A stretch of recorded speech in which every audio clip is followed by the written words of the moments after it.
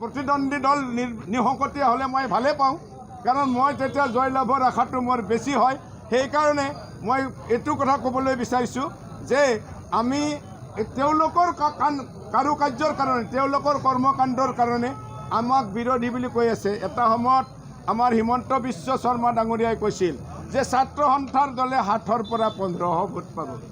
আজি তেওঁক মই সকীয়াই দিব খোজোঁ, তেওঁলোক সন্ত্ৰাসিত হৈছে ছাত্ৰ সন্থাৰ এই দলৰ কাৰণে।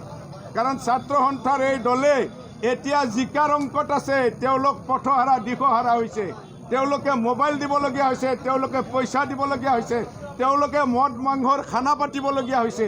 গতিকে তেওঁলোকে এতিয়া মই তেওঁলোকক সকীয়াই দিছোঁ, যিমানে খানা নোখোৱাক, যিমানে যি নকৰক, অসমীয়াৰ চেণ্টিমেণ্ট থকা আমি অসমীয়াসকলে অসমীয়া ৰাজ চলাবলৈকে আমি কোনো মাংসৰ খানা, কোনো মদৰ খানা, কোনো মোবাইল, কোনো 38 টকাত ভুল নাযাওঁ।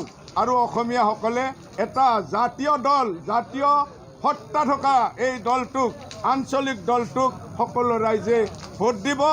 এই আঞ্চলিক দলৰ চৰকাৰ হ'ব, আৰু চৰকাৰ হ'লে আমাৰ ইয়াত হিন্দু, মুছলমান, শিখ, খ্ৰীষ্টান এইবিলাকৰ পৰিচয়েৰে আমি পৰিচিত হ'ব নিবিচাৰোঁ। আমি অসমীয়া হিচাপে পৰিচিত হ'ব খোজোঁ, বৃহত্তৰ অসমীয়া জাতি হিচাপে আমি পৰিচিতি দিব বিচাৰোঁ বিশ্বৰ দৰবাৰত। আৰু এইটো আমাৰ পৰম্পৰা, এইটো আগৰ পৰা চলি আছে, এতিয়াও চলিব। বিজেপিয়ে যিয়ে মানে ধৰ্মৰ ভিত্তিত, ধৰ্মৰ মেৰুকৰণে যি বিষবাষ্প ছটিয়াব বিচাৰিছে তাত সম্পূৰ্ণৰূপে ব্যৰ্থ হৈছে। আৰু ব্যৰ্থ হোৱাৰ ফলশ্ৰুতি 1 এপ্ৰিলত পাই যাব তেওঁলোকে।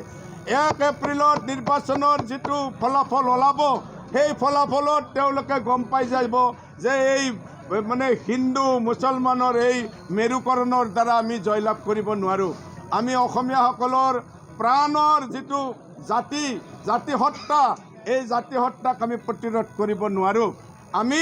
আমি তেওঁলোকৰ যিটো আভুৱা ভাৰি আছিল আমাৰ এই অসমীয়াসকলক, আজি বুজি পাইছে তেওঁলোকে যে এই বিজেপি চৰকাৰৰ দিনত আজি বয় বস্তুৰ কিমান দাম হৈছে। আজি তেওঁলোকে এটা লাষ্ট কংগ্ৰেছ চৰকাৰৰ দিনত 370 টকা আছিল চিলিণ্ডাৰৰ দাম, আজি 5 বছৰতে 900ৰ অধিক হ'বলৈ পাইছে। এটা দুখীয়া পৰিয়ালে গাড়ী মটৰ নাথাকিব পাৰে সকলো পৰিয়ালৰ, কিন্তু প্ৰত্যেক পৰিয়ালৰে একোটা গেছ চিলিণ্ডাৰ, এটা গেছ আছে। আৰু কোটি কোটি মানুহে সদায় এই গেছৰ চিলিণ্ডাৰ কিনি আছে। কিনি থাকিলে আজি গেছৰ কিমান দাম হৈছে সেইটো ভাবিব লাগিব। আজি তেলৰ কিমান দাম হৈছে, আজি যিটো খাৰুৱা তেল আমি গাড়ীত ভৰাওঁ সেইটোৰ আমাৰ 92 টকা হৈছে। আৰু যদি ভাবি চাবলৈ যাওঁ তেনেহ'লে 1 লিটাৰ তেলত 30 টকা 55 পইচা দাম। তাতে ৰাজ্যিক চৰকাৰে টেক্স লগাইছে 38 টকা 50 পইচা। আকৌ কেন্দ্ৰীয় চৰকাৰে লগাইছে 16 টকা 50 পইচা।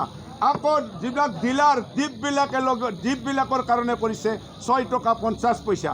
তে কেৰেলাতকৈ গুটি দীঘল হৈ গৈছে, দীঘলৰো এটা সীমা থাকে। 30 টকাৰ তেল এতিয়া 90 টকা, ত্ৰিগুণ বৃদ্ধি কৰিছে তেওঁলোকে। গতিকে এইবিলাকে আমাৰ ৰাইজক টেটু চেপি ধৰিছে। আমাৰ এই বয় বস্তুৰ দাম যে বাঢ়িছে, তেলৰ দাম বঢ়াৰ লগে লগে বয় বস্তুৰ দাম বাঢ়িছে।